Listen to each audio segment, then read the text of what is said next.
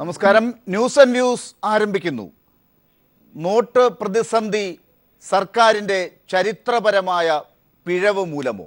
നോട്ടുമാറ്റത്തിൽ ഇന്നും പാർലമെന്റിൽ പ്രതിഷേധം. പ്രതിപക്ഷ ആവശ്യത്തെ തുടർന്ന് പ്രധാനമന്ത്രി നരേന്ദ്രമോദി രാജ്യസഭയിൽ എത്തി മടങ്ങി. രാജ്യം കണ്ട ഏറ്റവും വലിയ സംഘടിത കൊള്ളയും അബദ്ധവുമാണ് നോട്ട് പിൻവലിക്കലെന്ന് മുൻ പ്രധാനമന്ത്രി മൻമോഹൻ സിംഗ് കുറ്റപ്പെടുത്തി. ലോക്സഭയിൽ സമാജ്വാദി MP സ്പീക്കർക്ക് നേരെ പേപ്പർ കീറിയെറിഞ്ഞു. സഹകരണ പ്രതിസന്ധിയിൽ കേരളത്തിൽ നിന്നുള്ള സർവകക്ഷി സംഘത്തിന് മോദി സമയം അനുവദിക്കാത്തത് സീതാറാം യെച്ചൂരിയുടെ വിമർശനത്തിനും ഇടയാക്കി. ശീതകാല സമ്മേളനത്തിന്റെ 7ാം ദിവസവും ശക്തമായ പ്രതിഷേധത്തിനാണ് രാജ്യസഭയും ലോക്സഭയും സാക്ഷ്യം വഹിച്ചത്. രാജ്യസഭയിൽ ആരംഭിച്ച നോട്ടുമാറ്റത്തെക്കുറിച്ചുള്ള ചർച്ച പുനരാരംഭിക്കാനുള്ള കേന്ദ്ര സർക്കാരിന്റെ ശ്രമം ഇന്നുമുണ്ടായി. പ്രധാനമന്ത്രി എത്താതെ ചർച്ചയില്ലെന്ന പ്രതിപക്ഷ നിലപാട് കണക്കിലെടുത്ത് മോദി ഉച്ചയോടെ സഭയിലെത്തി.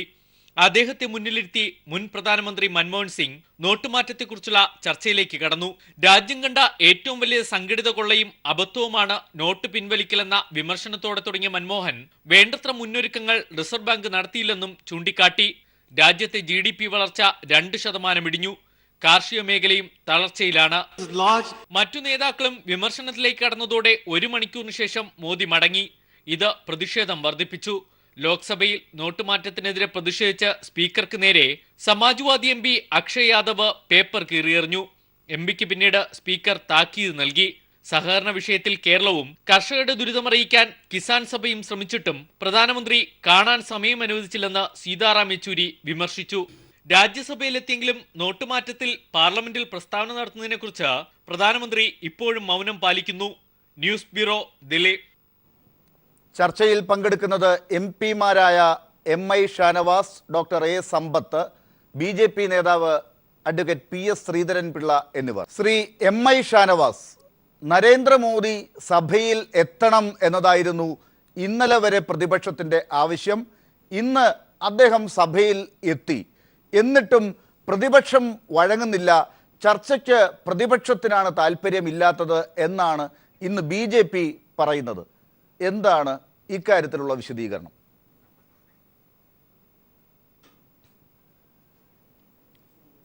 ലാല, ഞങ്ങളുടെ ഡിമാൻഡ് അത് ഇന്ത്യയിൽ താങ്കൾ ഒന്ന് പരിശോധിച്ചാൽ അറിയുവാൻ സാധിക്കും. അൺപ്രീസിഡൻ്റഡ് ആയിട്ടുള്ള ഒരു ഒപ്പോസിഷൻ യൂണിറ്റിയാണ് ഇന്നുണ്ടായിരിക്കുന്നത്. ഇന്ത്യ മുഴുവൻ വലിയ കലാപത്തിൻ്റെ ആരംഭത്തിലേക്ക് പോകുന്ന സാഹചര്യമുണ്ടായിരിക്കുന്നു. ഡോക്ടർ മൻമോഹൻ സിംഗ് പറഞ്ഞതുപോലെ തന്നെ legalise the plunder of the common people ആണ് ഇന്ന് ഇവിടെ നടന്നിരിക്കുന്നത്. പ്രധാനമന്ത്രി സഭയിൽ വന്നു എന്നുള്ളത് കൊണ്ട് മാത്രം പ്രശ്നം തീരില്ല. പ്രധാനമന്ത്രി സഭയിൽ വന്ന് ഇതിനെക്കുറിച്ച് ഇപ്പോൾ എടുത്തിരിക്കുന്ന ഈ ബ്ലണ്ടർ, ചരിത്രത്തിലെ ഏറ്റവും വലിയ ബ്ലണ്ടർ, ഇന്ത്യയിലെ സാധാരണക്കാരൻ്റെ നടുവൊടിക്കുന്ന ബ്ലണ്ടർ, ഞാൻ കഷ്ടപ്പെട്ടുണ്ടാക്കിയ പണം ബാങ്കിൽ നിക്ഷേപിച്ചിട്ട് അതിൽ നിന്ന് കാശെടുക്കാൻ പറ്റാത്ത അനുഭവം ഡോക്ടർ മൻമോഹൻ സിംഗ് എന്ന് പറഞ്ഞതുപോലെ ഇന്ത്യയിലല്ലാതെ ലോകത്തൊരു രാജ്യത്തും ഉണ്ടാവില്ല. പ്രധാനമന്ത്രി അതിനെക്കുറിച്ച് സഭയിൽ വന്ന് ചർച്ചയ്ക്ക് തയ്യാറാണ്, അടിയന്തര പ്രമേയം ഞങ്ങൾ അവതരിപ്പിച്ചു, ചർച്ചയ്ക്ക് തയ്യാറാണ് എന്ന് പറഞ്ഞുകൊണ്ട് ചർച്ചയ്ക്ക് അദ്ദേഹം സന്നദ്ധനായി വരണം. അദ്ദേഹം വന്നിരുന്നു എന്നുള്ളതല്ലാതെ ലാല ഇതിൻ്റെ അകത്ത് ചർച്ച ചെയ്തു കളയാമെന്ന് അദ്ദേഹം എഴുന്നേറ്റ് നിന്ന് പറഞ്ഞിട്ടില്ല. അപ്പോൾ സ്വാഭാവികമായും ഇത്രയും ഭീകരമായ ഒരു പ്രശ്നം ഈ രാജ്യത്തിൻ്റെ നടുവിൽ വരുമ്പോൾ അതിന് പരിഹാരമുണ്ടാക്കുന്നതിന് വേണ്ടിയുള്ള സ്റ്റെപ്പുകളാണ് എടുക്കേണ്ടത്. ഒരു സ്റ്റെപ്പും എടുക്കാതെ ഇന്ത്യയുടെ രാഷ്ട്രീയത്തെ മുഴുവൻ, ഇന്ത്യയുടെ ജനജീവിതത്തെ മുഴുവൻ സ്തംഭിപ്പിക്കുന്ന ഒരു നിലപാടുമായി ആരോടും ചോദിക്കാതെ ഏകാധിപത്യത്തിൻ്റെ ശൈലിയിൽ ലോകത്ത് പല രാജ്യങ്ങളിലും ഡീമോണിറ്റൈസേഷൻ ഉണ്ടായിട്ടുണ്ട്. അത് ഡീമോണിറ്റൈസേഷന് മുമ്പ് ജനങ്ങൾക്ക് പ്രിപ്പയർ ചെയ്യാനുള്ള അവസരമുണ്ടാക്കി കൊടുത്തിട്ടുണ്ട്. അവിടുത്തെ പാർലമെൻറ്റുകൾ ചർച്ച ചെയ്തിട്ടുണ്ട്. ഇപ്പോഴെന്താ പറയുന്നത്? 1,20,000 കോടി രൂപയുടെ കള്ളപ്പണം 2 കൊല്ലം കൊണ്ട് നരേന്ദ്രമോദി തിരിച്ചു പിടിച്ചു എന്നാണ്. ഞങ്ങളുടെ UPIയുടെ കാലഘട്ടത്തിൽ ശ്രീധരൻപിള്ള മനസ്സിലാക്കണം, 1,30,000 കോടി രൂപയാണ് അവസാനത്തെ 2 കൊല്ലം ഞങ്ങൾ പിടിച്ചെടുത്തത്. അത് പിടിച്ചെടുക്കാനുള്ള സംവിധാനമുണ്ടാക്കി ഈ രാജ്യത്തെ ഒരു പാനിക്കി സിറ്റുവേഷൻ ഉണ്ടാക്കാതെ രാജ്യത്തെ മുമ്പോട്ട് കൊണ്ടുപോകേണ്ടതിന് പകരം വന്നിരിക്കുകയാണ്. ഇന്ന് രാജ്യസഭയിൽ അദ്ദേഹം വന്നു, പ്രസംഗിക്കാതെ ഇറങ്ങിപ്പോയി. എന്തൊരു ധിക്കാരമാണ് കാണിക്കുന്നത്. അരുൺ ജെയ്റ്റ്ലിയാണ് ഡോക്ടർ മൻമോഹൻ സിംഗിനെ പോലെയുള്ള ലോകം മുഴുവൻ ബഹുമാനിക്കുന്ന എക്കണോമിസ്റ്റ് ശരി, അദ്ദേഹത്തെ തടസ്സപ്പെടുത്തിയത്. ഇപ്പം ഇവർക്കൊന്നും കേൾക്കാൻ വയ്യ, ഇത് കാണുന്നില്ലേ? ഡോക്ടർ സമ്പത്ത്, 28-ാം തീയതി പ്രതിപക്ഷം വലിയ പ്രക്ഷോഭങ്ങൾ ആഹ്വാനം ചെയ്തിട്ടുണ്ട്. പ്രധാനമന്ത്രി പറയുന്നത്, BJP ഇപ്പോൾ പറയുന്നത് അത് കഴിയട്ടെ എന്നിട്ടാകാം ഇനി പ്രധാനമന്ത്രിയുടെ മറുപടി എന്നാണ്. ഇതിനെ എങ്ങനെ കാണുന്നു പ്രതിപക്ഷം? ഇവിടെ ഈ നമ്മുടെ പാർലമെൻ്ററി ജനാധിപത്യ വ്യവസ്ഥയെ BJP നേതൃത്വം എങ്ങനെ കാണുന്നു എന്നുള്ളതിൻ്റെ ഉത്തമ ഉദാഹരണങ്ങളിലൊന്നാണ് ഇപ്പോൾ പറഞ്ഞ വിഷയം. ഞാനിപ്പോൾ ഈ കൈരളി പീപ്പിളിലെ ചർച്ചയ്ക്ക് വരുന്നതിന് തൊട്ട് മുമ്പ് മറ്റൊരു ചാനൽ ചർച്ചയിൽ ബഹുമാന്യനായ ശ്രീധരൻപിള്ള സാറിൻ്റെ പാർട്ടിയിൽപ്പെട്ട സുരേന്ദ്രൻ ചർച്ചയിൽ BJPക്ക് വേണ്ടി പ്രതിനിധാനം ചെയ്തു. അപ്പോൾ അദ്ദേഹം പറഞ്ഞത് കേരളത്തിലെ MP-മാർ ചായ കുടിക്കാനായി അവരെ അരുൺ ജെയ്റ്റ്ലി വിളിച്ചപ്പോൾ അദ്ദേഹം പോയതാണ്. അരുൺ ജെയ്റ്റ്ലിയെ ചായ കുടിക്കാനായിട്ട്, അദ്ദേഹം ഡയബറ്റിക് രോഗിയാണ്, അപ്പോൾ പഞ്ചസാര ഇട്ട് ചായ കുടിക്കാൻ പറ്റാത്തതുകൊണ്ട് പഞ്ചാര ഇട്ട് നിങ്ങൾക്ക് ചായ കുടിക്കാൻ വേണ്ടി വിളിപ്പിച്ചതുപോലെ എത്ര ലാഘവ ബുദ്ധിയോടു കൂടിയാണ് പറയുന്നത്. ഈ പാർലമെൻറ്റിൻ്റെ, നമ്മുടെ ഈ രാജ്യത്തിൻ്റെ ഫെഡറൽ സംവിധാനത്തിൻ്റെ നിയമനിർമ്മാണ സഭ, നമ്മുടെ രാജ്യത്തിൻ്റെ നിയമനിർമ്മാണ സഭ, ഈ രാജ്യത്തിൻ്റെ ഫെഡറൽ ലെജിസ്ലേച്ചറായിട്ടുള്ള പാർലമെൻറ്റ് ബൈപ്പാസ് ചെയ്യപ്പെടുകയാണ്. അത് ബൈപ്പാസ് ചെയ്യപ്പെടുന്നു എന്ന് ഞാൻ പറയാൻ കാരണം, ഇപ്പോൾ ഈ നോട്ട് വിഷയവുമായി ബന്ധപ്പെട്ടാണ് നമ്മളിപ്പോൾ ചർച്ച ചെയ്യുന്നതെങ്കിൽ പോലും BJP ഗവൺമെൻറ് അധികാരത്തിൽ വന്നതിന് ശേഷം എത്ര തവണയാണ് ഭൂമി ഏറ്റെടുക്കലിൻ്റെ ഭേദഗതി ഓർഡിനൻസായി കൊണ്ടുവന്നത്? പാർലമെൻറ്റ് സമ്മേളിക്കാൻ ഇരിക്കെ പോലും ആ വിധത്തിൽ ഓർഡിനൻസായി കൊണ്ടുവന്നു. പാർലമെൻറ്റ് സമ്മേളനം പിരിഞ്ഞ ഉടനെ തന്നെ പിന്നീട് ഓർഡിനൻസ് കൊണ്ടുവന്നു. എന്തായിരുന്നു അവസ്ഥ? വമ്പിച്ച ജനകീയ പ്രക്ഷോഭം രാജ്യത്തിൻ്റെ പല ഭാഗങ്ങളിലും ഉണ്ടായതിനെ തുടർന്നാണ് അത് നടപ്പാക്കാൻ പറ്റാതെ പോയത്. ഞങ്ങളോടൊപ്പം നിന്നുകൊണ്ടാണ് BJPയും 2ാം UPA ഗവൺമെൻറ്റിൻ്റെ കാലത്ത് റീറ്റെയിൽ വ്യാപാര മേഖലയിലെ വിദേശ നിക്ഷേപത്തിനെതിരായി പാർലമെൻറ്റിനകത്തും പുറത്തും പല വിധത്തിലുള്ള പ്രക്ഷോഭങ്ങളിലും പങ്കാളിയായത്. അതേ BJP തന്നെ അധികാരത്തിൽ വന്നപ്പോൾ ഇപ്പോൾ ഇന്ത്യയുടെ റീറ്റെയിൽ വ്യാപാര മേഖലയിൽ മാത്രമല്ല റിയൽ എസ്റ്റേറ്റ് മേഖലയിലേക്കടക്കം വിദേശ നിക്ഷേപം ആകാമെന്നുള്ള നിലയിലേക്ക് എത്തുകയാണ്. ഇപ്പോൾ നമ്മുടെ ബാങ്കിങ് മേഖലയിൽ, ഈ ബാങ്കിങ് മേഖലയിൽ ഇപ്പോൾ സംഭവിച്ചുകൊണ്ടിരിക്കുന്നത് വിദേശ നിക്ഷേപത്തിൻ്റെ കടന്നുവരവാണ്. നമ്മുടെ ബാങ്കുകൾ, ദേശസാൽകൃത ബാങ്കുകൾ സ്വകാര്യവൽക്കരിക്കപ്പെടുകയും ബാങ്കുകൾ വിദേശ കുത്തകകളുടെ കൈകളിലേക്ക് എത്തുകയുമാണ്. ഈ വഴി തുറക്കലാണ് ഇവിടെ ഇപ്പോൾ നടത്തുന്നത്. ആ വഴി തുറക്കലാണ് നടത്തിക്കൊണ്ടിരിക്കുന്നത്. ഇവിടെ നമ്മുടെ നാട്ടിൽ എത്ര പേർക്കാണ് ഇപ്പോഴും, എത്ര കോടി ആളുകൾക്കാണ് ബാങ്ക് അക്കൗണ്ട് ഇല്ലാത്തത്? ഏറ്റവും ഒടുവിലത്തെ കണക്കനുസരിച്ച് ഇന്ത്യയിലെ മൊത്തം ഭവനങ്ങളിൽ, ഹൗസ് ഹോൾഡുകൾ എന്ന് പറയാവുന്നത്, അതിൽ 68% ഹൗസ് ഹോൾഡ് ഭവനങ്ങൾ, കുടുംബങ്ങൾക്ക് മാത്രമാണ് ഒരാൾക്കെങ്കിലും ബാങ്ക് അക്കൗണ്ട് ഉള്ളത്. അതിൻ്റെ അർത്ഥം ബാക്കി 32% ഹൗസ് ഹോൾഡ്സിന്, കുടുംബങ്ങൾക്ക്, ഭവനങ്ങൾക്ക്, അതിലൊരാൾക്ക് പോലും ബാങ്ക് അക്കൗണ്ട് ഇല്ല എന്നുള്ളതാണ്. ഇവിടെ ഇപ്പോൾ നമ്മൾ ഓൺലൈൻ വ്യാപാരം പ്രോത്സാഹിപ്പിക്കുക, അതുപോലെ തന്നെ പുതിയ ആപ്പുകൾ ഉപയോഗിച്ച് അത്തരം കാര്യങ്ങൾ, ഒരു തവണ അതിൽ കൂടിയുള്ള വ്യാപാരത്തിന് അത്തരം കമ്പനികൾക്ക് 45 പൈസ മുതൽ മുകളിലേക്കാണ് കിട്ടുന്നത്. ശരി, ഞാൻ തിരിച്ചു വരാൻ ഡോക്ടർ പറയുന്നത് കേൾക്കാൻ PS ശ്രീധരൻപിള്ള ലൈൻ കട്ട് ചെയ്തിട്ടില്ലെങ്കിൽ. ഇപ്പോ സാധാരണയായി BJP ആണ് വിമർശിക്കാറുള്ളത്. ഡോക്ടർ മൻമോഹൻ സിംഗ് അധികം സംസാരിക്കാറില്ല, അദ്ദേഹം മൗനി ബാബയെ പോലെയാണ് എന്ന്. പക്ഷേ ഇന്ന് അദ്ദേഹം എടുത്ത കുറച്ച് സമയം കൊണ്ട് തന്നെ ഈ രാജ്യത്തെ ജനങ്ങൾ നേരിടുന്ന പ്രശ്നങ്ങളെല്ലാം കയ്യടി വാങ്ങിക്കൊണ്ട് അദ്ദേഹം പറഞ്ഞ് വ്യക്തമാക്കി. അതിന് എന്തുകൊണ്ടാണ് പ്രധാനമന്ത്രി മറുപടി പറയാത്തത്?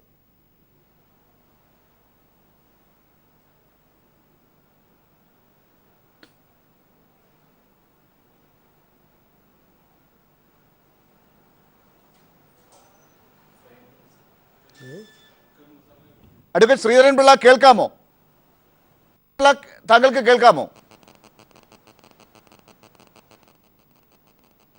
കേൾക്കാം പറഞ്ഞു. സാധാരണയായി BJP ആണ് ഈ മൗനി ബാബ എന്ന പേരിൽ ഡോക്ടർ മൻമോഹൻ സിംഗിനെയൊക്കെ മുൻപ് പ്രതിപക്ഷത്ത് ഇരിക്കുമ്പോഴൊക്കെ വിമർശിച്ചിട്ടുള്ളത്. ഇന്ന് അദ്ദേഹം കുറഞ്ഞ സമയം കൊണ്ട് രാജ്യത്തിൻ്റെ പ്രശ്നങ്ങൾ അവതരിപ്പിച്ച് പ്രതിപക്ഷത്തിൻ്റെ തന്നെ ആവശ്യങ്ങളെ മുഴുവൻ പറഞ്ഞ് നിരത്തിയിരിക്കുന്നു. ഇപ്പോൾ എന്ത് മറുപടിയാണ് പ്രതിപക്ഷത്തിനുള്ളത്? പ്രധാനമന്ത്രി എന്തുകൊണ്ട് മറുപടി പറഞ്ഞില്ല?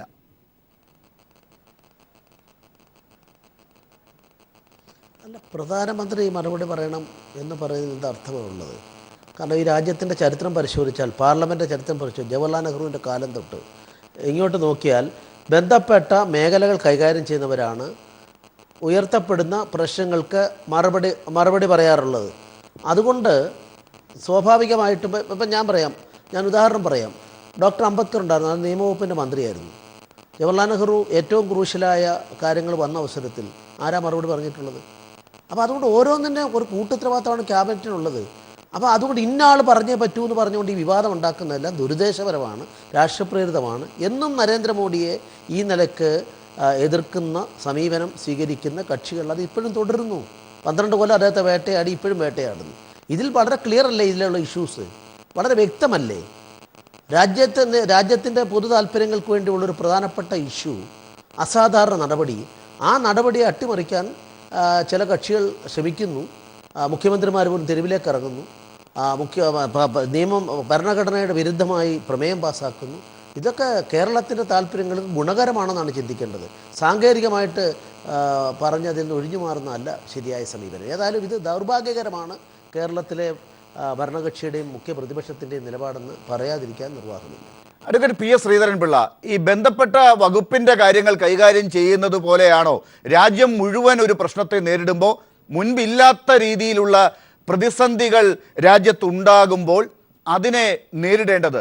രാജ്യത്തിൻ്റെ പ്രതിപക്ഷം ഒന്നടങ്കം പ്രധാനമന്ത്രി സഭയിൽ എത്തണമെന്നും മറുപടി പറയണമെന്നും ആവശ്യപ്പെടുമ്പോൾ അതിന് ചെവി കൊടുക്കുന്നില്ല എന്നുള്ളത് മാത്രമല്ല, അത് ബന്ധപ്പെട്ട വകുപ്പ് മന്ത്രി കൈകാര്യം ചെയ്തോളും എന്ന് ഒഴിഞ്ഞ മട്ടിൽ ഒരു നിലപാടെടുക്കുക.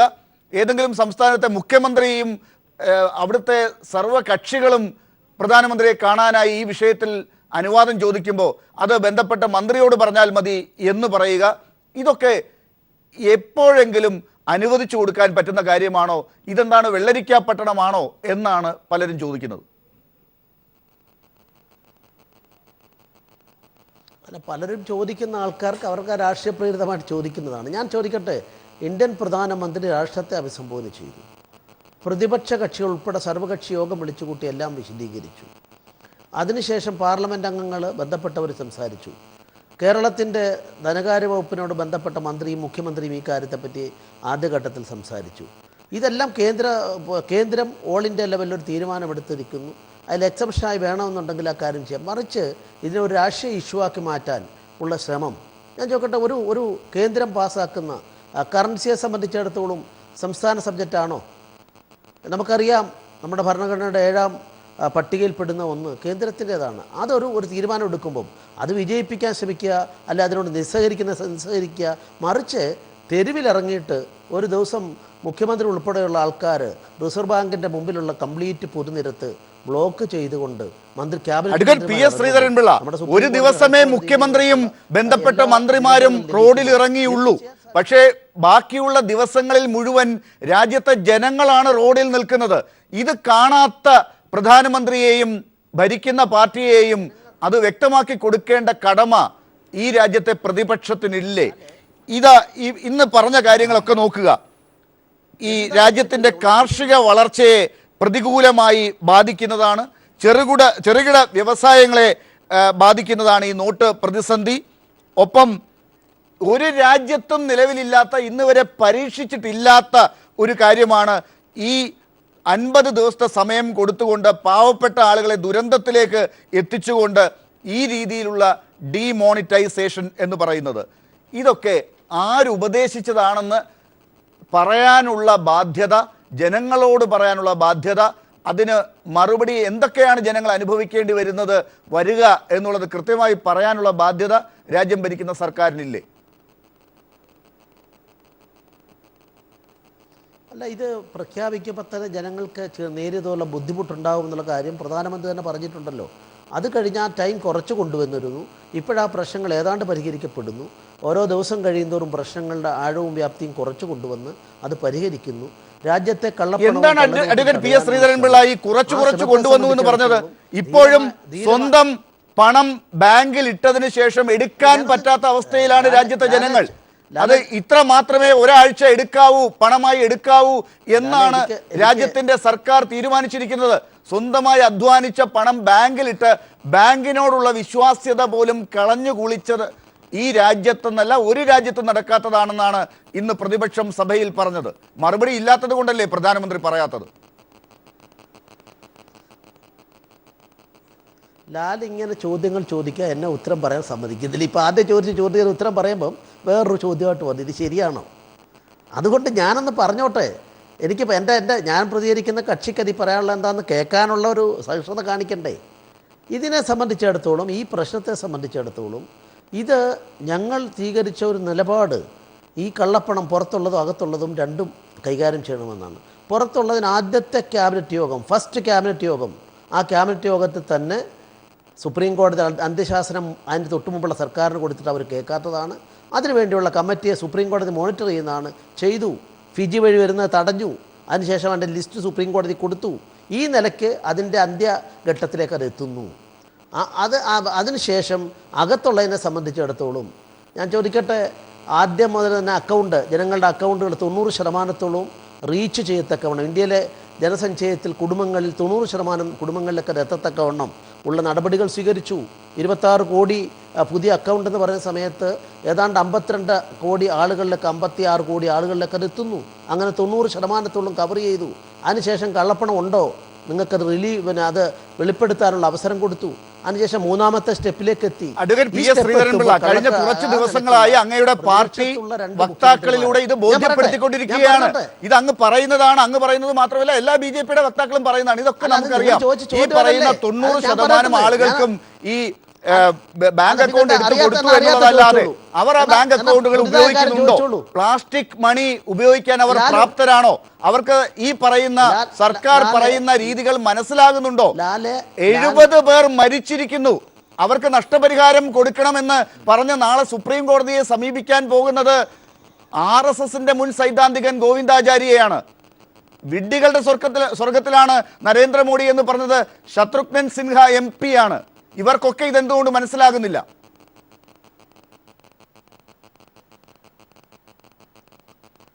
ലാലെ, ഞാൻ ഇതൊന്ന് പറയാൻ നിങ്ങൾ സമ്മതിക്കും. ഇപ്പോൾ ഒരു ചോദ്യം നിങ്ങൾ ചോദിച്ചാൽ ലാസ്റ്റ് ചോദിച്ചത് ഞാൻ ഉത്തരം പറയാം.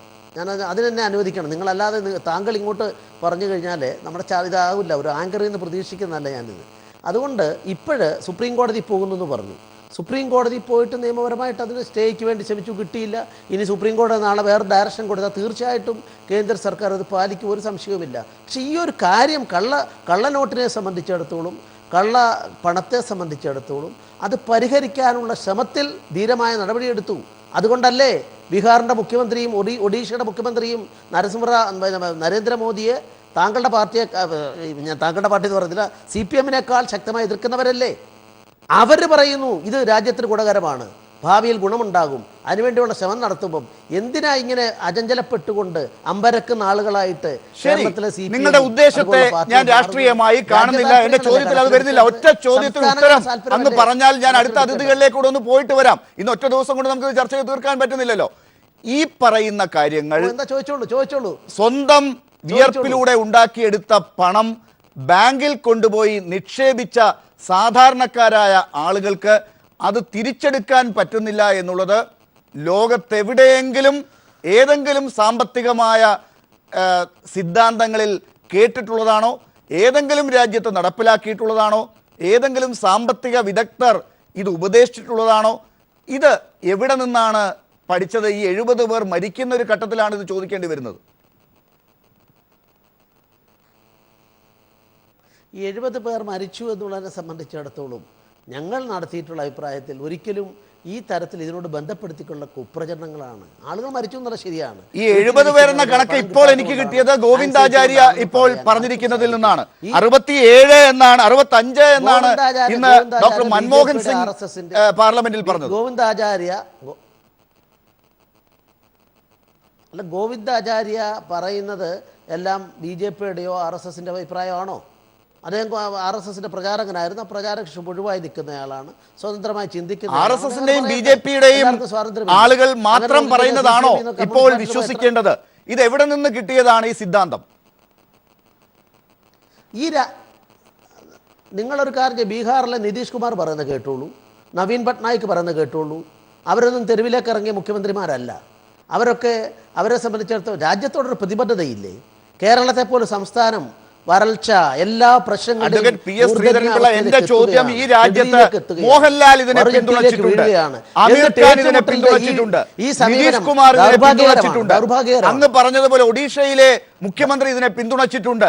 പിന്തുണയ്ക്കാത്തവരുടെ ഒരുപാട് ശബ്ദങ്ങൾ ഉണ്ടല്ലോ, അവർ പറയുന്ന ചില കാര്യങ്ങളുണ്ടല്ലോ, അതിന് മറുപടി പറഞ്ഞിട്ട് ഈ പിന്തുണ നിങ്ങൾ ചൂണ്ടിക്കാട്ടൂ. എവിടെ രാജ്യത്തിന്റെ കാർഷിക വളർച്ച? അല്ലെങ്കിൽ എവിടെ ഈ ബാങ്കിൽ ഇട്ടിരിക്കുന്ന സ്വന്തം പണം തിരിച്ചെടുക്കാൻ പറ്റാത്തവണ്ണം ബാങ്കിംഗ് മേഖല പ്രതിസന്ധിയിലാക്കുന്ന ഒരു സിദ്ധാന്തം എവിടെയുണ്ട്? എവിടെ നടപ്പിലാക്കിയിട്ടുണ്ട്? ഏത് രാജ്യത്തു നിന്നാണ് ഇത് മാതൃകയായി നമുക്ക് എടുക്കാൻ സാധിക്കുക? ഒരു പ്രതിസന്ധിയും ഇല്ല. പണത്തെ സംബന്ധിച്ചിടത്തോളം സർക്കാർ പ്രഖ്യാപിച്ചതുപോലെ അത് വിജയിക്കുന്നു. ആദ്യ ദിവസം തന്നെ 15 ലക്ഷം കോടി റുപ്യയാണ് സർക്കുലേഷൻ ഉണ്ടായിരുന്നത് ഈ പറഞ്ഞ 2 നോട്ടിൻ്റെ ഐറ്റത്തിൽപ്പെട്ടത്. ആ നോട്ടിനെ സംബന്ധിച്ചിടത്തോളം ആദ്യ ദിവസം തന്നെ 5 ലക്ഷം കോടി റുപ്യ തിരികെ എത്തി. അത് ഏതാണ്ട് 10-12 കോടിയോളം എത്തും എന്നുള്ള പ്രതീക്ഷയിലാണ്. അതിനെ തുടർന്നിട്ടാണ് ആ കള്ളപ്പണങ്ങളും മറ്റും നിരോധിച്ചു കൊണ്ടുണ്ടായ ഗുണമെന്താണെന്ന് ചോദിച്ചാൽ, നിങ്ങൾ വായിച്ചില്ലേ കേരളകൗമുദിയുടെ 4-ാം നാളത്തെ മെയിൻ ഹെഡ്ലൈൻ എന്തായിരുന്നു? വായിച്ചില്ലേ താങ്കൾ? ലാല് വായിച്ചില്ലേ? ആ ഭീകരവാദികൾ കല്ലെറിയുകയും ബോംബെറിയുകയും ചെയ്യുന്നവർ നിത്യേന കൂലി കൊടുത്ത് ചെയ്യിക്കുന്ന ആൾക്കാരായിരുന്നു. ഇന്ന് കൊടുക്കാൻ പണമില്ല. നിങ്ങൾ കാണുന്നില്ലേ മാവോയിസ്റ്റുകൾ കീഴടങ്ങുന്നത്? പണം കിട്ടാത്ത, കയ്യിലുള്ള പണം ഉപയോഗിക്കാൻ പറ്റുന്നില്ല, വിശപ്പ് സഹിക്കവയ്യാതെ നഗരത്തിലേക്ക് ഇതൊക്കെ തന്നെയാണ് കഴിഞ്ഞ ദിവസങ്ങളിൽ പറഞ്ഞത്. പക്ഷേ ഇന്ന് പ്രതിപക്ഷം ചോദിച്ചതിന് മറുപടി ഇപ്പോഴും പറയാൻ പറ്റിയിട്ടില്ല, പ്രധാനമന്ത്രിക്ക് ഇത് പറയാൻ പറ്റിയിട്ടില്ല. ഞാൻ തിരിച്ചു വരാം. ശ്രീ MI ഷാനവാസ്, കണക്കുകൾ നിരത്തുകയാണ് ഇപ്പോഴും. ഇതാ പ്രതിസന്ധികൾ കുറഞ്ഞു വരുന്നു എന്നാണ് BJP പറയുന്നത്. ബാങ്കുകളിൽ ഇപ്പോൾ തിരിച്ചെത്തിയിരിക്കുന്ന പണത്തിന്റെ കണക്കാണ് 5 ലക്ഷത്തിൽ പരം കോടിയുടെ കണക്കുകൾ ഇപ്പോൾ പറഞ്ഞിരിക്കുന്നത്. ഇതുപോലെയുള്ള കാര്യങ്ങളൊക്കെ വരുമ്പോൾ രാജ്യത്തിൻ്റെ ചെറിയ വേദനകളെ എന്തിനാണ് ഇങ്ങനെ ഊതി വീർപ്പിക്കുന്നത് എന്നതാണ് ചോദ്യം. ഈ പ്രതിപക്ഷത്തിനുള്ള ആശങ്ക എന്തുകൊണ്ട് നിതീഷ് കുമാറിനില്ല, ഒഡീഷയിലെ മുഖ്യമന്ത്രിക്കില്ല? ഇതൊക്കെയാണ് ചോദ്യങ്ങൾ.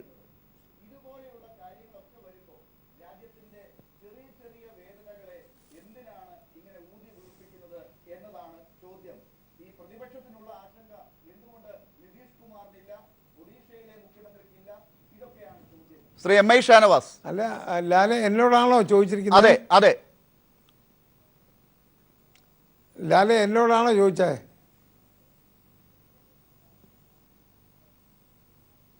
ഹലോ, ശ്രീ MI ഷാനവാസ്, താങ്കളോടാണ് ചോദ്യം. കേൾക്കാവോ? ഞാൻ പറയുന്നത് കേൾക്കാവോ? കേൾക്കാം, പറഞ്ഞോളൂ. അതായത് ലാലെ, നിതീഷ് കുമാർ അങ്ങനെയൊന്നും ഈ ശ്രീധരൻപിള്ള പറയുന്ന പോലൊന്നും പറഞ്ഞിട്ടില്ല. ഞങ്ങളും തൃണമൂൽ കോൺഗ്രസിൻ്റെ അഭിപ്രായത്തോട് ഞങ്ങളും CPM ഒന്നും യോജിക്കുന്നില്ല, റോൾ ബാക്ക് വേണ്ട എന്നുള്ള അഭിപ്രായത്തിലാണ് ഞങ്ങളുള്ളത്. ഇത് നടപ്പിലായാൽ നല്ല കാര്യം തന്നെ. പക്ഷേ ശ്രീധരൻപിള്ള ഇതിനെ നിസ്സാരവൽക്കരിക്കുകയാണ്.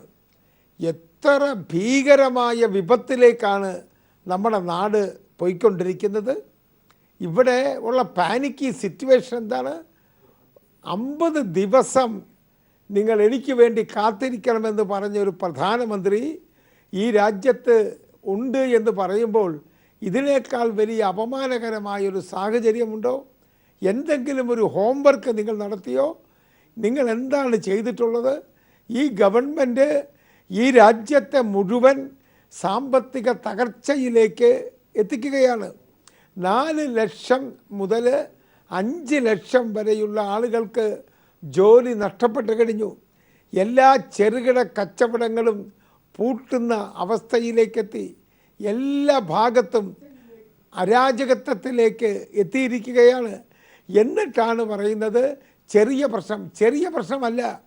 ലാലെ, ശ്രീധരൻപിള്ള, ഒരു കാര്യം ഞാൻ പറയാം. സ്വതന്ത്ര ഇന്ത്യയുടെ ചരിത്രത്തിലെ ഏറ്റവും വലിയ ബ്ലണ്ടറാണ് നരേന്ദ്രമോദി കാണിച്ചത്. അഹങ്കാരം കൊണ്ടും ഏകാധിപത്യ പ്രവണത കൊണ്ടും എന്തുമാകാം എന്ന് ലോകത്തോട് കാണിച്ച ഒരു ഭരണാധികാരി ഇന്ത്യയിൽ നിലനിൽക്കുമ്പോൾ ഇതിനേക്കാൾ മോശമായ സാഹചര്യങ്ങളിലേക്ക് ഇത് പോവുകയാണ്. മൻമോഹൻ സിംഗിൻ്റെ ഇന്നത്തെ പ്രസംഗം മാത്രം എടുത്ത് വായിക്ക്. GDP 2% താഴോട്ട് പോകുന്നു. എല്ലാ രംഗങ്ങളിലും ഇത് ഇന്ത്യയെ ബാധിക്കുവാൻ പോകുന്നു. റൂറൽ എക്കോണമി എന്ന് പറഞ്ഞാൽ 70% ഇന്ത്യ ഗ്രാമങ്ങളിലാണ്. അവിടെ ATM ഇല്ല. നിങ്ങൾ കാണുന്നുണ്ടോ? 70 കിലോമീറ്റർ നടന്ന് ബാങ്കുകളിലും ATMിലും എത്തുന്ന ഗ്രാമീണരെ നിങ്ങൾ കാണുന്നുണ്ടോ? എന്ത് ഭരണമാണ് നിങ്ങൾ നടത്തുന്നത്? ഏത് ലോകത്താണ് നിങ്ങൾ ജീവിക്കുന്നത്? ഇതിനെതിരായി ഒരു മുഖ്യമന്ത്രി സമരം നടത്തിയാൽ എനിക്ക് യാതൊരു ആക്ഷേപവുമില്ല. ശ്രീ പിണറായി വിജയൻ്റെ നേതൃത്വത്തിലോ ഈ മമതയുടെ നേതൃത്വത്തിലോ സമരം നടത്തിയാൽ ഞാൻ ആ സമരത്തെ പിന്തുണയ്ക്കും. ഇത് അത്ര വലിയ ഒരു വിപത്തിൻ്റെ അകത്ത് ഈ രാജ്യം പെട്ടിരിക്കും. ഇതിൽ നിന്ന് രക്ഷപ്പെടാൻ എന്താ മാർഗം? വീണ്ടും ഇന്നിതാ ഇപ്പം ക്യാബിനറ്റ് 8 മണിക്ക് കൂടിയെന്നാണ് പറഞ്ഞ്. ഓരോ ദിവസവും ഓരോ തീരുമാനം. ഇത് ആരാണ് ഉപദേശിക്കുന്നത്? ആരാണ് reserve bank? Reserve bank total ഫെയിലിയറായി മാറിയിരിക്കുന്നു. ഈ പറയുന്ന കള്ളപ്പണം എല്ലാ കാലഘട്ടത്തിലും വന്നിട്ടുണ്ട്. മൻമോഹൻ സിംഗിൻ്റെ കാലഘട്ടത്തിൽ 1,32,000 കോടി രൂപയുടെ കള്ളപ്പണം 2 കൊല്ലം കൊണ്ട് കൊണ്ടുവന്നിട്ടുണ്ട്. നിങ്ങൾ പറയുന്നു. പിന്നെ ഒരു കാര്യം ലാലെ, ഒരു കാര്യം ഞാൻ ചോദിക്കട്ടെ എൻ്റെ ബഹുമാന്യനായ സുഹൃത്ത് ശ്രീധരൻപിള്ളയോട്. ബ്ലാക്ക് മണിയെക്കുറിച്ച് നിങ്ങൾ പറയുന്നു. ശ്രീധരൻപിള്ളയ്ക്ക് അറിയാമോ ബ്ലാക്ക് വെൽത്ത് എവിടെ? ബ്ലാക്ക് മണി കൊണ്ട് ഡയമണ്ട് വാങ്ങുന്നു, സ്വർണം വാങ്ങുന്നു, ഭൂമി വാങ്ങുന്നു, ഫ്ലാറ്റ് വാങ്ങുന്നു, അത് ഇൻവെസ്റ്റ് ചെയ്യപ്പെടുന്നു, വിദേശത്തേക്ക് കടത്തപ്പെടുന്നു. ഈ ബ്ലാക്ക് വെൽത്ത് കൊണ്ടുവന്നു നിങ്ങൾ. വിദേശത്ത് നിന്ന് ഞങ്ങൾ കാശ് കൊണ്ടുവന്ന് ഓരോ ഇന്ത്യക്കാരൻ്റെയും ബാങ്ക് അക്കൗണ്ടിൽ 15 ലക്ഷം രൂപ ഇടുമെന്ന് പറഞ്ഞു. ശ്രീധരൻപിള്ള നേരത്തെ ചോദിച്ച ഒരു കാര്യം, ഈ പ്രധാനമന്ത്രി തന്നെ മറുപടി പറയണം എന്ന് എന്തിനാണ് പ്രതിപക്ഷം ഇങ്ങനെ വാശി പിടിക്കുന്നത്? ഇത് ബന്ധപ്പെട്ട വകുപ്പ് മന്ത്രി പറയുന്നതല്ലേ പതിവ്? ആ രീതിയിൽ ലളിതമായി കാണുകയാണ്. ഇന്നിതാ ഏറ്റവും ഒടുവിൽ കേന്ദ്ര മന്ത്രിസഭ കൂടിയെന്നാണ് ഞാൻ മനസ്സിലാക്കുന്നത്. 8 മണിക്ക് പുതിയ തീരുമാനം വന്നിരിക്കുന്നു. ഇത്രയും പ്രതിപക്ഷ ബഹളം ഉണ്ടായതിന് ശേഷവും 1000 രൂപയുടെ ഇടപാടുകൾ ഇന്ന് രാത്രിയോടുകൂടി അവസാനിക്കുകയാണ്. അതിൽ കൊടുത്ത ഇളവുകളെല്ലാം പിൻവലിച്ചു. നോട്ട് മാറ്റം തന്നെ ഈ ഡിസംബർ 31 വരെ ആകാമെന്ന് നേരത്തെ പറഞ്ഞിരുന്നത് ഇനി അങ്ങനെയില്ല, നോട്ട് മാറ്റമില്ല. അത് ഡിസംബർ 31 വരെ കാത്തിരിക്കാൻ പറ്റില്ല. ഇനി അക്കൗണ്ടിൽ ഇടാനേ സാധിക്കൂ. അക്കൗണ്ട് ഇല്ലാത്തവരുടെ കാര്യം 90% പേർക്കും അക്കൗണ്ട് ഉണ്ടെന്നാണ് അഡ്വക്കേറ്റ് PS ശ്രീധരൻപിള്ള ഇപ്പോഴും പറയുന്നത്. ഈ കാര്യത്തിൽ പ്രതിപക്ഷം ഇത്രയും ശക്തിയായി ഇടപെട്ടിട്ടും ഇതാണ് സ്ഥിതിയെങ്കിൽ ഇനി എങ്ങനെ മുന്നോട്ട്?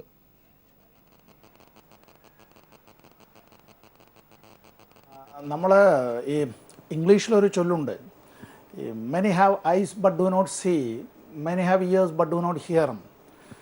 ഇതേ ഞാൻ ഈ കാണിക്കുന്നത് ഇവിടെ ഈ ഒരു ചിത്രം, ഇത് ഡൽഹിയിലെ ചീഫ് ഇലക്ഷൻ കമ്മീഷണറുടെ ഓഫീസിൻ്റെ മുമ്പിലുള്ള നമ്മുടെ പഞ്ചാബ് നാഷണൽ ബാങ്കിൻ്റെ അതിൻ്റെ ATM കൗണ്ടറിൻ്റെ മുമ്പിൽ നിന്ന് ഇന്ന് രാവിലെ ഞാൻ 10:45 മണിക്ക് എടുത്തതാണ്. പാർലമെൻറ്റ് സമ്മേളനത്തിൽ പങ്കെടുക്കാനായി പോകുമ്പോൾ ഇവിടെ നിന്ന് നടക്കുന്ന ദൂരേ ഉള്ളൂ പാർലമെൻറ്റ് വളപ്പിലേക്ക് എത്താനായി.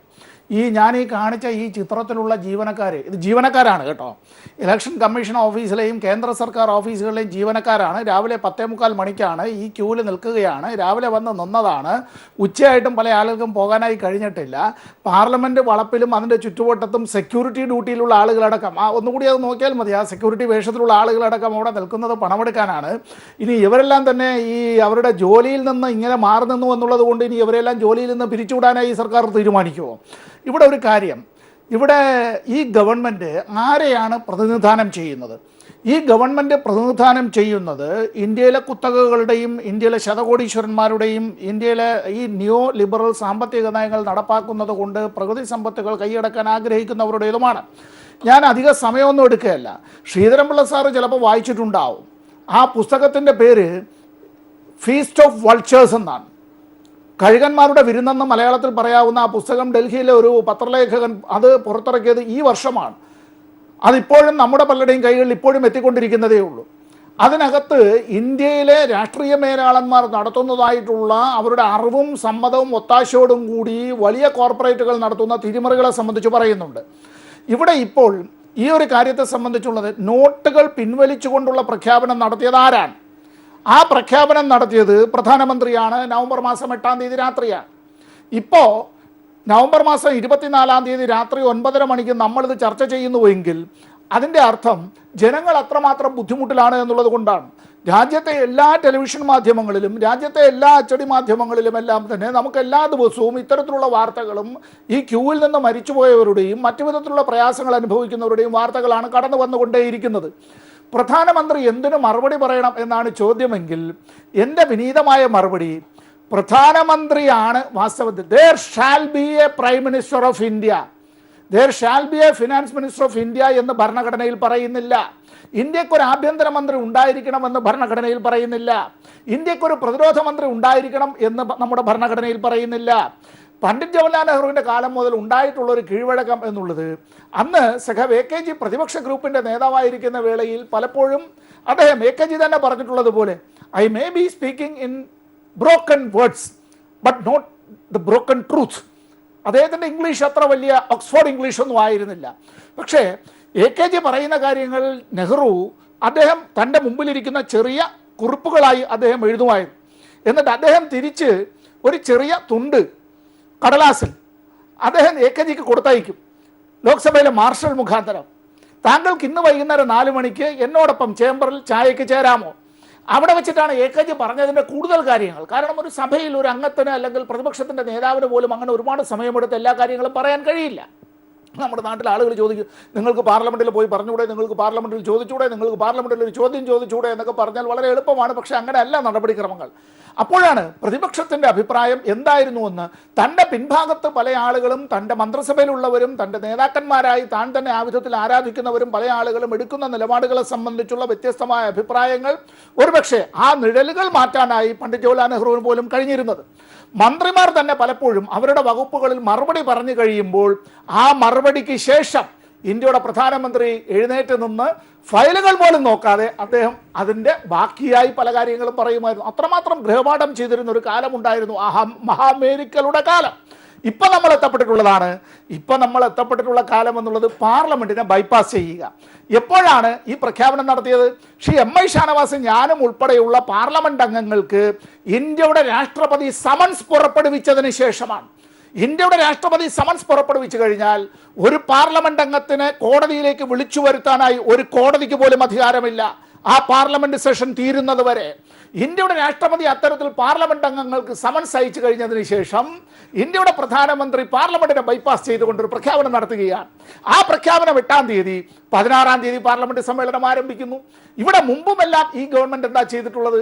പലപ്പോഴായി ഇടവേളയിലേക്ക് പോകേണ്ട സമയം ആയിരിക്കുന്നു. ചില്ലറ വ്യാപാര മേഖലയിലേക്കുള്ള ഇടപെടൽ പോലെ തന്നെ ഇതും അതിന്റെ ബാക്കിയായി ഒരു ഇടവേള അനിവാര്യമായിരിക്കുന്നു. ദയവായി അതിഥികൾ ക്ഷമിക്കുക, സാങ്കേതികമായി പ്രശ്നങ്ങൾ കാരണം ശബ്ദം ശരിയായി ആർക്കും ലഭ്യമാകുന്നില്ല. അതുകൊണ്ട് ചർച്ചയിൽ കൃത്യമായി ആർക്കും മറുപടി പറയാൻ സാധിക്കുന്നില്ല എന്നുള്ളത് മനസ്സിലാകുന്നുണ്ട്. ദയവായി ക്ഷമിക്കുക അതിഥികൾ. ശ്രീ MI ഷാനവാസ്, ഇന്നിപ്പോൾ അഡ്വക്കേറ്റ് PS ശ്രീധരൻപിള്ള പറഞ്ഞതുപോലെയാണ് എല്ലാ BJPയുടെ വക്താക്കളും രാജ്യം ഒട്ടാകെ തന്നെ പറഞ്ഞുകൊണ്ടിരിക്കുന്നത്. ഈ പ്രശ്നങ്ങളെല്ലാം വളരെ ലളിതമാണ് എന്നുള്ള രീതിയിലാണ് അവർ കാര്യങ്ങളെ അഭിമുഖീകരിക്കുന്നത്. ഇന്നും കേന്ദ്രമന്ത്രിസഭ പുതിയ തീരുമാനങ്ങൾ എടുത്തു. അങ്ങ് സൂചിപ്പിച്ചതുപോലെ തന്നെ ഇത് ഇങ്ങനെ തന്നെ മുന്നോട്ട് പോകുകയാണെങ്കിൽ പ്രതിപക്ഷത്തിന് വേണ്ട രീതിയിലുള്ള പരിഗണന കൊടുക്കാതെ, ഫെഡറൽ സംവിധാനത്തിന് വേണ്ട രീതിയിലുള്ള പരിഗണന കൊടുക്കാതെ സംസ്ഥാന മുഖ്യമന്ത്രിമാരുടെ പ്രതിഷേധത്തെ കാണാനോ അവരുടെ പരാതി കേൾക്കാനോ ശ്രമിക്കാതിരിക്കുമ്പോൾ എങ്ങനെയാണ് നിങ്ങളുടെ സമരവും ഇതേപോലെ തന്നെ പാർലമെന്റിന് മുന്നിൽ നടത്തിക്കൊണ്ടു പോകാൻ സാധിക്കുക?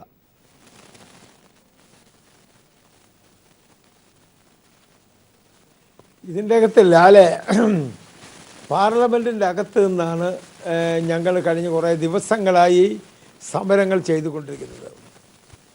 BJPയെ സംബന്ധിച്ചിടത്തോളം BJPയുടെ MPമാരൊക്കെ വളരെ നിരാശരാണ്. അവർക്കെന്ത് പറയണമെന്നോ എന്ത് ചെയ്യണമെന്നോ ഒരു വെളിപാടുമില്ലാത്ത അവസ്ഥയിലേക്ക് ഇന്ന് എത്തി നിൽക്കുകയാണ്. ഒരിക്കലും നരേന്ദ്രമോദി മനഃപൂർവ്വം ചെയ്തു എന്ന് ഞാൻ പറയുന്നില്ലെങ്കിലും നരേന്ദ്രമോദിയുടെ ഒരു ഒരു ഒരു ഒരു ഒരൊറ്റയാൾ പോക്ക്, ആ പോക്കാണ് ഈ അപകടം മുഴുവൻ ഇന്ത്യയിൽ ഉണ്ടാക്കിയത്. ഓരോ ദിവസവും മാറ്റം വരുത്തി പുതിയ പുതിയ പ്രഖ്യാപനങ്ങൾ നടത്തുന്നത് കൊണ്ട് ഒന്നും കാര്യമല്ല. ഇപ്പോഴെന്താ പറയുന്നത്? ക്യൂവിൻ്റെ നീളം കുറഞ്ഞു. മിസ്റ്റർ ലാൽ, ക്യൂവിൻ്റെ നീളം കുറഞ്ഞത് കൊണ്ട് പ്രശ്നം തീരില്ല. എൻ്റെ പ്രശ്നം, എനിക്ക് വിത്ത് വാങ്ങണം, എനിക്ക് കൃഷി നടത്തണം, എനിക്ക് കച്ചവടം നടത്തണം, എനിക്ക് വീട് വെക്കണം, എൻ്റെ മകളുടെ കല്യാണം നടത്തണം. ഇതുപോലൊരവസ്ഥ ലോക ചരിത്രത്തിലുണ്ടായിട്ടില്ല. ഇതിന് സമാനമായ ഒരു ഒരു ഒരു ഒരു ഒരു തീരുമാനങ്ങൾ എടുക്കാൻ ഏകാധിപത്യത്തിൻ്റെ രാഷ്ട്രീയമുള്ള ഭരണാധികാരികൾക്ക് മാത്രമേ സാധിക്കുകയുള്ളൂ. ലാൽ ചോദിച്ചു, എന്താണ് സമരം? മോഡിക്ക് പിടിച്ചു നിൽക്കാനാവില്ല. മോഡി ഈ പറയുന്ന ഇന്ന് ഇന്ത്യയിൽ മുഴുവൻ ഉയർന്നു വരുന്ന ജനരോഷത്തിൽ എല്ലാവരും ഒറ്റക്കെട്ടാണ്. എല്ലാ പരസ്പരം യോജിക്കാത്തവർ മുഴുവൻ CPM-ഉം തൃണമൂൽ കോൺഗ്രസും കൈകോർത്ത് പിടിച്ച് ചെങ്കലയുണ്ടാക്കുന്നു. SP-കൾ പരസ്പരം ചെങ്കലയാക്കുന്നു. അണ്ണാ DMK-യും DMK-യും പരസ്പരം ചെങ്കലമാക്കുന്നു. ഇത്രയും ചെയ്യാൻ 2.5 വർഷം കൊണ്ട് നരേന്ദ്രമോദിയുടെ മാജിക്കിനല്ലാതെ മറ്റാർക്കും സാധിക്കില്ല. ഇപ്പോഴും അദ്ദേഹം തമാശയാണ്. വിദേശത്ത് പോയി PP ഊതി കളിക്കുകയാണ്. വലിയ കാർണിവൽ ഫെസ്റ്റിവലിൽ പോയി അദ്ദേഹം പ്രസംഗിക്കുകയാണ്. റോമ നഗരം വെന്തരിഞ്ഞപ്പോൾ വീണ വായിച്ച നീറോ ചക്രവർത്തിയെ പോലെ അധികാരത്തിൻ്റെ സിംഹാസനത്തിൽ ഇരിക്കുന്ന ഒരു ഭരണാധികാരിയുടെ വാട്ടർ ഫാൾ, ആ വീഴ്ചയുണ്ടല്ലോ, അതിദയനീയമായ ഒരു വീഴ്ചയായിരിക്കും. ചെഷസ്ക്യൂ വീണതുപോലെ, സ്റ്റാലിൻ വീണതുപോലെ, ഈ പറയുന്ന ഏകാധിപതികൾ വീണതുപോലെ, ഹിറ്റ്ലറിൻ്റെ പതനം പോലെ ഒരു പതനം നരേന്ദ്രമോദിയെ കാത്തിരിക്കുമ്പോൾ എനിക്ക് ഏക ദുഃഖം അതിൻ്റെ അകത്ത് ശ്രീധരൻപിള്ളയെ പോലെയുള്ള നല്ല ആളുകളും പെട്ടുപോകുന്നുണ്ടല്ലോ എന്ന ദുഃഖം മാത്രമേ എനിക്കുള്ളൂ. ഏറ്റവും അവസാനമായി ഡോക്ടർ സമ്പത്ത്, ഇപ്പോൾ 28-ാം തീയതി കേരളത്തിൽ ഹർത്താലാണ്, രാജ്യവ്യാപകമായി പ്രതിഷേധമാണ്. അതേസമയം ഈ പല ദിവസങ്ങളിലും പല രീതിയിലുള്ള സമരം പ്രാദേശികമായി പലയിടങ്ങളിൽ നടക്കുന്നുണ്ട്. ഇത് മുൻകാലങ്ങളിൽ 2014 നമ്മൾ കണ്ടതാണ്. അഴിമതിക്കെതിരെ ജനങ്ങൾ ഡൽഹിയിലെ വീതികളിൽ സ്വയം എത്തി അവിടെ പ്രതിഷേധവുമായി മുന്നോട്ട് പോയത് നമ്മൾ കണ്ടതാണ്. പല ദിവസങ്ങളോളം അങ്ങനെ ഡൽഹിയുടെ നഗരവീഥികൾ എന്തൊക്കെയാണ് അവിടെ സംഭവിച്ചതെന്നുള്ളത് നമ്മൾ ചർച്ച ചെയ്തതാണ്. ഇതുപോലെ ജനങ്ങൾ ഒഴുകിയെത്തും എന്ന പ്രതീക്ഷയിലാണോ ഇപ്പോൾ പ്രതിപക്ഷം വ്യക്തമായി ഒരുങ്ങിക്കഴിഞ്ഞോ ഈ സർക്കാരിൻ്റെ നടപടികളെ നേരിടാൻ?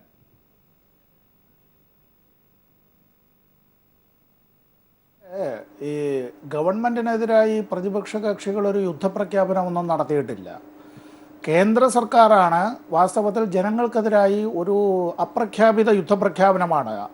ഇവിടെ ഒരു അപ്രഖ്യാപിതമായ ഫിനാൻഷ്യൽ എമർജൻസിയാണ്, സാമ്പത്തിക അടിയന്തരാവസ്ഥയാണ് പ്രഖ്യാപിക്കാതെ തന്നെ ഇവിടെ നടപ്പാക്കിക്കൊണ്ടിരിക്കുന്നത്. എനിക്കിപ്പോൾ കൈരളി പീപ്പിളിൻ്റെ ഈ ചർച്ചയിലായതുകൊണ്ട് വ്യക്തിപരമായി കേന്ദ്ര ക്യാബിനറ്റ് മന്ത്രിമാർ ചിലരെങ്കിലും പാർലമെൻറ്റിനുള്ളിൽ വെച്ച് ഞങ്ങളോട് ഇത് നടപ്പാക്കിയതിൽ ഇംപ്ലിമെൻറ്റേഷൻ സ്റ്റേജിൽ ഇത് ഫ്ലോപ്പാണ് അവർ പറഞ്ഞ ആ വാക്കുകൾ ഞാൻ എടുത്തു പറയുകയാണ്. അവരുടെ ഒന്നും പേര് ഞാൻ ഈ പറയുന്നില്ല, കാരണം ഞാനത് പറഞ്ഞതിൻ്റെ പേരിൽ ഒരു പക്ഷേ ഇനി അവരുടെ മന്ത്രിസ്ഥാനം ഞാനായി നഷ്ടപ്പെടുത്താൻ ആഗ്രഹിക്കുന്നില്ല. ഇന്നിപ്പോൾ ശത്രുഘ്നൻ സിൻഹയെ പോലുള്ള ചില ആളുകൾ ഇത്തരം പറഞ്ഞു എന്നുള്ളത് മാത്രമാണ് ഇപ്പോൾ പുറത്തു വന്നിട്ടുള്ളത്. ഇവർ പറഞ്ഞതോ പറയാത്തതോ ആയിട്ടുള്ള കാര്യങ്ങൾ അവിടെ ഇരിക്കട്ടെ. പ്രധാനപ്പെട്ടതായ ചോദ്യം, ഇന്ത്യൻ കറൻസിയുടെ നമ്മുടെ രാജ്യത്തിൻ്റെ രാഷ്ട്രീയ പരമാധികാരം പോലെ തന്നെ സാമ്പത്തിക പരമാധികാരം എന്നുള്ളത് ഇന്ത്യൻ കറൻസിയുമായി കൂടി ബന്ധപ്പെട്ടതാണ്. ഇവിടെ ഇന്ത്യ ഗവൺമെൻറ്റിൻ്റെ മേൽ ജനങ്ങൾക്കുള്ള വിശ്വാസം എന്നത് ഇവിടെ സാമ്പത്തികമായ പരമാധികാരവുമായി ബന്ധപ്പെട്ടതാണ്. അവിടെ നമ്മുടെ കീശയിലുള്ള പണം, ആ പണത്തിൻ്റെ 1000 രൂപ നോട്ടോ 500 രൂപ നോട്ടോ അത്തരം കാര്യങ്ങൾ അസാധുവാക്കുന്നുവെങ്കിൽ ഗവൺമെൻറ്റിന് അധികാരമുണ്ട്, ശരിയാണ്, അത്തരം കാര്യങ്ങൾ ചെയ്യാം. പക്ഷെ പകരം എന്താണ് നൽകുന്നത്? ഡോക്ടർ ലാലിൻ്റെ കയ്യിൽ അസാധുവാക്കപ്പെടുന്ന 500 രൂപയ്ക്ക് പകരമായി ലാലിന് 10-50 രൂപയുടെ നോട്ടോ, അതല്ല എങ്കിൽ തത്തുല്യമായി 100 രൂപയുടെ 5 നോട്ടോ, അങ്ങനെ എന്തെങ്കിലും അതിൻ്റെ വാല്യൂവിന് പകരം നിങ്ങൾക്ക് വാല്യൂവായി ഒരു ലിക്വിഡിറ്റിയായി നിങ്ങളുടെ കയ്യിലേക്ക് നൽകുന്നുണ്ടോ? ഇല്ലല്ലോ. ബാങ്കിൽ കൊണ്ടുവന്ന് മാറ്റാമെന്ന് പറയുമ്പോൾ തന്നെ അതിന് നിയന്ത്രണം ഏർപ്പെടുത്തുകയും ബാങ്കിൽ ഇത് എടുക്കുകയും എടുത്താൽ ബാങ്കിൽ നിന്ന് തിരിച്ചെടുക്കുന്നതിന് വല്ലാത്ത ബുദ്ധിമുട്ട്. നമ്മൾ ഈ ഗോലി സോഡ ഉണ്ടല്ലോ, നമ്മുടെ ഈ പെട്ടിക്കടകളിൽ വെച്ചിട്ടുള്ള ഈ വട്ട് ഗോലി സോഡയുടെ അവസ്ഥയിൽപ്പെട്ടതുപോലെയാണ് സാധാരണക്കാരെ സംബന്ധിച്ച്. ഇത് അങ്ങോട്ടും പോവില്ല ഇങ്ങോട്ടും വരില്ല എന്നുള്ള നിലയിലേക്കാണ്. ഇതെന്താ ഒരു വല്ലാത്ത ദാരുണമായ സ്ഥിതിയിലേക്ക് ജനങ്ങളെ കൊണ്ടെത്തിക്കുകയാണ്. നമ്മൾ റിപ്പോർട്ട് ചെയ്യപ്പെട്ടിട്ടുള്ള മരണങ്ങളാണ് 70 72 മരണങ്ങൾ, ക്യൂവിന് മുമ്പിൽ നിന്ന് മരിച്ചത്, പിന്നെ ആത്മഹത്യ, അത്തരം കാര്യങ്ങൾ എത്രയോ റിപ്പോർട്ട് ചെയ്യപ്പെടാതെ പോകും. ബാങ്കുകളും ATMകളും ഇല്ലാത്ത നാടുകൾ നമ്മുടെ രാജ്യത്തുണ്ട്. ഇവിടെ ഇതിൽ കൂടിയെല്ലാം ആപ്പിൽ കൂടി കാര്യങ്ങൾ ചെയ്യാമെന്ന്. ആപ്പിൽ കൂടി ഈ രാജ്യത്തെ ഒരു പ്രധാനമന്ത്രി ആപ്പ് മുഖാന്തരം വോട്ടെടുപ്പ് നടത്തിയ ഒരു പ്രധാനമന്ത്രിയെ കുറിച്ച് നിങ്ങൾ കേട്ടിട്ടുണ്ടോ? 130 കോടി ജനങ്ങളുള്ള ലോകത്തിലെ ഏറ്റവും വലിയ ബഹുകക്ഷി പക്ഷേ ഇപ്പോഴും പ്രധാനമന്ത്രി ഈ സർവേകളിൽ വിശ്വസിച്ചാണ് മുന്നോട്ട് പോകുന്നത്. അത് അദ്ദേഹം ഇപ്പോഴും അദ്ദേഹത്തിന്റെ ആപ്പിലൂടെ ലഭിച്ച കണക്കുകളാണ് മുന്നോട്ട് നിരത്തുന്നത്.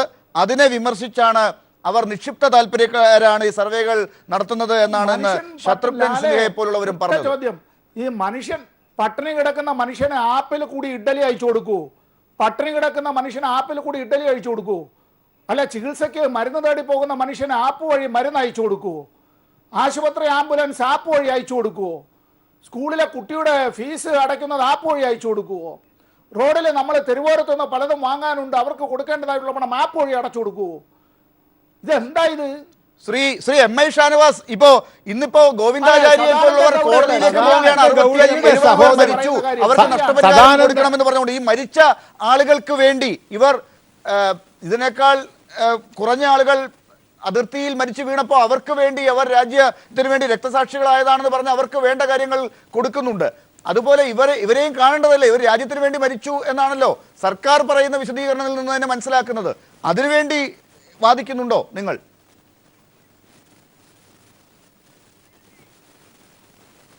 ലാലെ ഇവർക്ക് വേണ്ട നഷ്ടപരിഹാരം കൊടുക്കണം. ഞാൻ സമ്പത്ത് പറഞ്ഞതിൻ്റെ കൂടെ ആഡ് ചെയ്യാൻ വേണ്ടി പറയുകയാണ്. സദാനന്ദ ഗൗഡ എന്ന കേന്ദ്രമന്ത്രിയുടെ സഹോദരൻ്റെ ബില്ലടയ്ക്കാൻ സാധിച്ചില്ല. ഒരു കേന്ദ്രമന്ത്രിക്ക് ഇതാണ് സ്ഥിതിയെങ്കിൽ പാവപ്പെട്ടവൻ്റെ സ്ഥിതി എന്താ? ഇത്രയും നാളായിട്ട് ഇത്രയും നേരമായിട്ട് ശ്രീധരൻപിള്ള ഒന്നും വേണ്ടിയില്ലല്ലോ. എങ്ങനെ ഇവിടെ ഒരു മന്ത്രിയുടെ സഹോദരൻ്റെ ബില്ല് ബഹളമുണ്ടാക്കിയിട്ട് പോലും എടുത്തില്ല, ചെക്ക് കൊടുത്തിട്ട് എടുത്തില്ല. എത്ര സംഭവങ്ങളാണ് ഇവിടെ ഉള്ളത്. ശരി, എന്തായാലും ശ്രീധരൻപിള്ളയ്ക്ക് പറയാനുള്ളത് എന്താണെന്നുള്ളത് അദ്ദേഹം തുടക്കത്തിലെ തന്നെ പറഞ്ഞു കഴിഞ്ഞു. അദ്ദേഹത്തിന് ഈ സാങ്കേതിക തടസ്സം കാരണം ഈ ചർച്ചയിൽ പൂർണ്ണമായി ആരും പറയുന്നത് കേൾക്കാത്തത് കൊണ്ട്, ഇടപെടാൻ സാധിക്കാത്തത് കൊണ്ടാണ് അദ്ദേഹം പിന്മാറിയത്. അദ്ദേഹത്തിന്റെ കുറ്റം കൊണ്ടല്ല എന്നുള്ളത് കൂടി ദയവായി അതിഥികളെ അറിയിക്കുകയാണ്. വളരെ നന്ദി ഈ ചർച്ചയിൽ പങ്കെടുത്തതിന് doctor Sampath, Shri M I Shanavas, Shri PS Sreedharan Pillai. Kerala, Tamil Nadu, Karnataka സംസ്ഥാനങ്ങളിൽ മാവോയിസ്റ്റ് പ്രവർത്തനങ്ങൾ നടത്തിയ പ്രധാനി നിലമ്പൂരിൽ പോലീസ് നടപടിയിൽ കൊല്ലപ്പെട്ടു എന്ന് കേന്ദ്ര ആഭ്യന്തര മന്ത്രാലയം സുരക്ഷാ ഉപദേഷ്ടാവ് K. വിജയകുമാർ. കൃത്യമായ വിവരത്തിന്റെ അടിസ്ഥാനത്തിലായിരുന്നു നടപടിയെന്നും പോലീസ് നന്നായി പ്രവർത്തിച്ചതായും സംസ്ഥാന പോലീസ് മേധാവി ലോക്നാഥ് ബെഹ്റയും പ്രതികരിച്ചു. ഇടവേള. കർണാടക ബോർഡറിൽ കുറച്ച് സമയമായിട്ട് ഇപ്പോൾ ഒരു ആക്ടിവിറ്റി റിവൈവ് ചെയ്യാൻ ഒരു അറ്റംപ്റ്റ് നടന്നുകൊണ്ടിരിക്കുന്നുണ്ട്. ലാസ്റ്റ് ഒരു 5-6 years ആയിട്ട് 2011-12 മുതൽ തുടർന്നുകൊണ്ടാണ്. അതിലൊരു ഇമ്പോർട്ടൻ്റ് ആളാണ് ഇപ്പോൾ ഇന്ന് ഇൻവോൾവ് ആയിരിക്കുന്നത്. So I think it is A very positive action and very well worked out intelligence base ആയിരിക്കുന്ന തോന്നുന്നു. എനിക്ക് ഡീറ്റെയിൽസ് എൻ്റെ അടുത്തില്ല അപ്പോൾ. But I think it's A good development as far the security of the state is concern. പോലീസിൻ്റെ ആൾക്കാർ വളരെ നല്ല രീതിയിൽ മോട്ടിവേറ്റഡ് ആയിട്ട് ചെയ്തിട്ടുണ്ട്. അപ്പോൾ അതിൽ I am very happy about that. അപ്പോൾ കേരളത്തിൽ നേരത്തെ ഇങ്ങനെ ഒരു ഓപ്പറേഷണൽ മോഡിൽ പോയി അങ്ങനെ ചെയ്തിട്ടില്ലായിരുന്നു ഈ അടുത്ത കാലത്തെ. സോ ഞങ്ങൾ ചെയ്തു. ന്യൂസ് അവസാനിക്കുന്നു. നമസ്കാരം.